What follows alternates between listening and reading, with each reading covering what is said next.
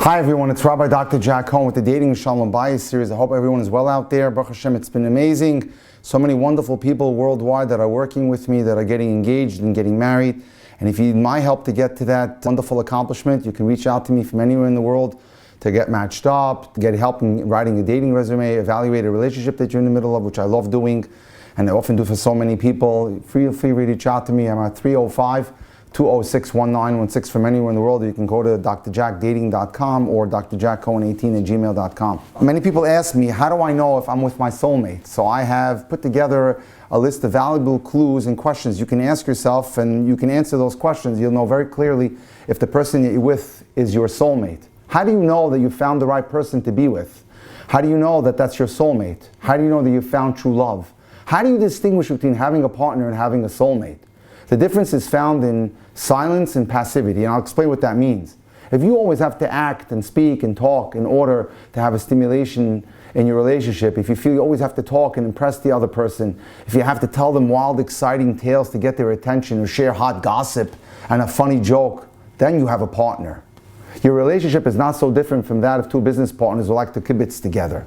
But if you can simply hold each other, say absolutely nothing, and still the pain goes away, then you have a soulmate. He or she knows your thoughts and secrets without your expressing them, and shares a love with you that empty platitudes and cliches can never capture, because they have clicked into your deep soul. A woman can sit back at work feeling overwhelmed by all her responsibilities. Her boss is nasty to her today, and her colleagues make her feel inadequate. Suddenly she closes her eyes and thinks about her husband. It so happens that the husband is not in town at that moment. He's on a business trip.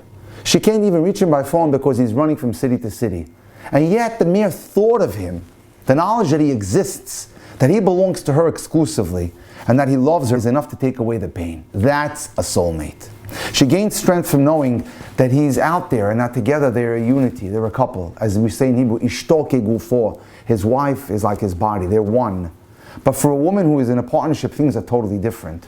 Only when the man calls and soothes her does she feel okay. Only in his embrace does she feel comforted. When you find your soulmate, you don't even need to hear their voice or feel their caress in order to find comfort. The pain goes away just by knowing that they love and care for you, even if you're separated by thousands of miles. You know you have a soulmate when you want to share with them everything you experience. One of the most important things to ask yourself in a relationship to see if you really care about the person you're dating is whether you miss them when you're not around them. When I often discuss this with people, many people come to me wondering if I'm dating the right one, if I'm dating Mr. Right or Miss Right. One of the questions I ask them is, do you miss them when you're not with them? Do you pine and ache and feel less complete when they're not with you? When you see something beautiful like a sunrise, do you wish you could share it with them at the moment? When something good happens in your life, do you immediately want to tell them about it? When you see him smile or her smile, when you see them laugh, does that make you happy? If the answer to these questions is yes, then you have found your soulmate. You'll want to share everything with your soulmate. All of a sudden, living on your own will seem strange, because now they complete you. They make you shalem, full and complete. And without them, even when you're having a great time, you still feel like something is missing, because they're not there. One of the ways you can identify a soulmate is they bring out the best in you. One of the questions I often ask my clients when they're dating someone, do you feel that the person you're dating will bring out the best in you?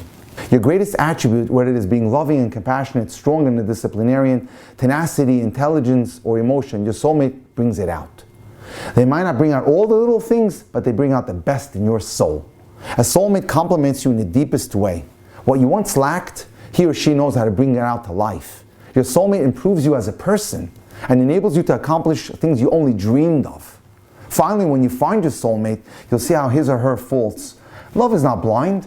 You'll be aware that your soulmate lacks so much in so many areas of life, but it won't matter at all to you. It will simply not matter, because you'll know you need each other, that you belong with one another, and that together you'll overcome all obstacles, like the love of a parent for a child, whereby notwithstanding whatever faults exists, when you find your soulmate, you know that your search is over.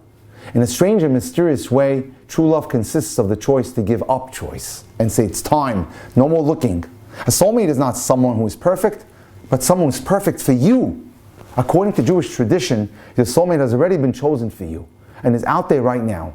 That is why Judaism refers to a person's soulmate as his or her bashert, their predestined one. According to our rabbinical legend, before we are born, an angel named Azariel announces we are going to marry. The Kabbalists, the Jewish mystics, took this a step further by saying that each of us came from a soul that was separated in heaven, with one half placed in us and the other half in the member of the opposite sex. It's up to us to find that special person here on earth. Until we find them, we're only a half a person. When you find your soulmate, being with them is a fulfillment of a promise made in Shammai, made in heaven. You'll want to be with your soulmate always, as you will know that it was and is and always be your destiny. And for help to find that soulmate, or to determine what you need in a soulmate, if you'd like to help me draft a top 10 list for you, which is so critical, please call me. And from anywhere in the world, or reach out to me. Have a wonderful day. All the best.